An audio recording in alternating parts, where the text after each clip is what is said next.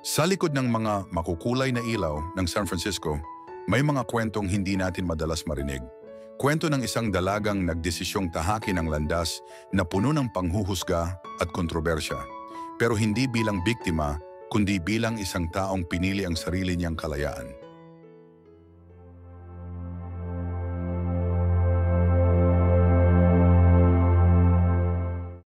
Ito ang kwento ni Cherry. Nakilala natin si Angelina, isang 18 anyos na dalaga mula sa isang maliit na bayan sa California. Sa murang edad, sanay na siya sa gulo ng tahanan, isang inang palaging lasing. There's nothing left.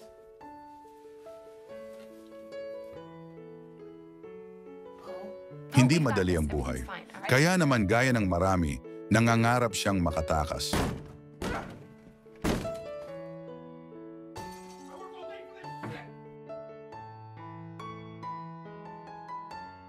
Isang araw inalok siya ng kanyang nobyo na magpa-picture ng hubad kapalit ng pera.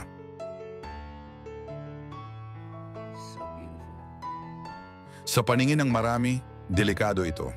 Pero para kay Angelina, isa itong stepping stone para sa mas magandang kinabukasan.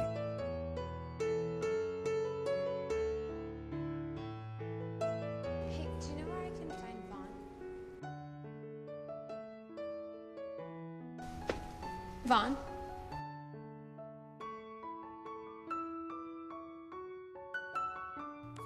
Gorgeous. At mula roon, nagsimula ang pagbabago. Lumuwas siya papuntang San Francisco, dala ang pangarap na magsimula muli. Yeah, hi, how are you? Dito niya nakilala si Margaret, isang direktor ng adult films na hindi katulad ng inaasahan niya. First question that I always ask everyone, and there's no right or wrong answer, is why do you want to do porn?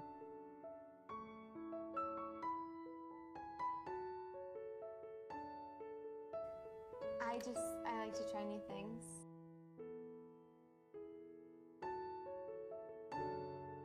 Maayos makitungo, edukado, at marunong rumespeto sa pinapasok niyang trabaho.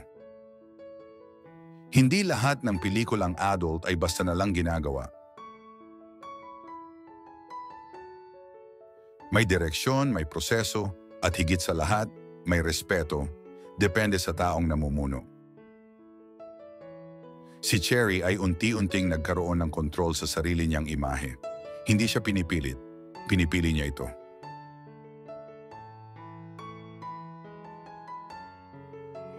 Cut.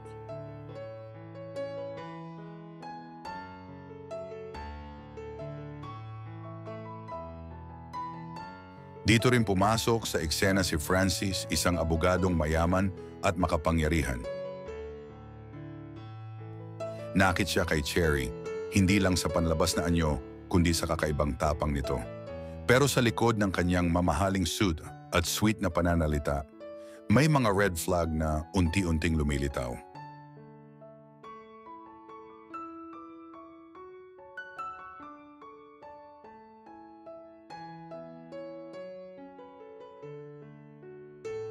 Habang lumalalim ang relasyon nila, mas lalo niyang naramdaman ang pagkakaiba ng dalawang mundong kanyang ginagalawan.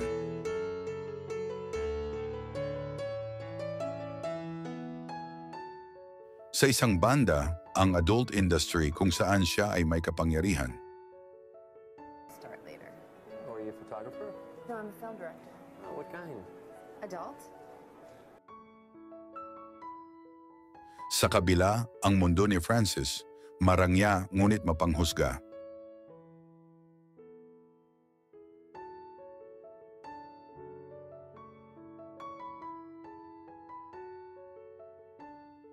Hindi rin mawawala ang kanyang kaibigang si Andrew.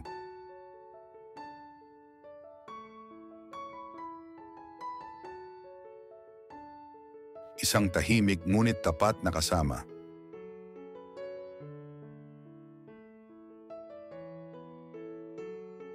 Wala itong ibang hangad kundi ang mapabuti siya. Hindi ito nang huhusga. Sa dami ng gulo sa kanyang paligid, si Andrew ang nagsilbing kanlungan. What you do is disgusting. Sa paglipas ng panahon, nagsimulang magtanong si Cherry, sino nga ba siya kung wala ang kamera? Tao ba siya para sa sarili niya o produkto ng imahe ng iba? Sa mundong puno ng expectations, paano mo nga ba matutukoy kung ano talaga ang tama para sa'yo?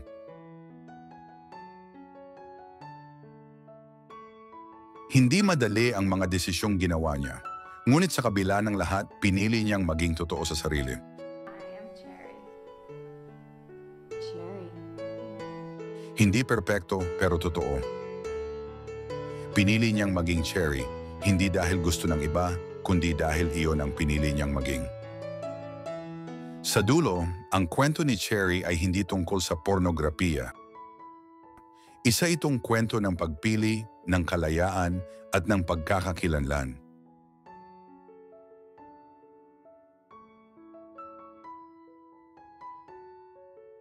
Sa isang mundo na mabilis manghusga, ang tunay na tapang ay ang pagpiling maging ikaw kahit pa salungat ito sa gusto ng karamihan.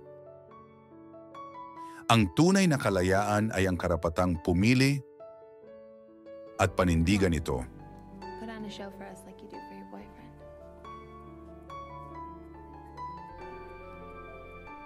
Cut.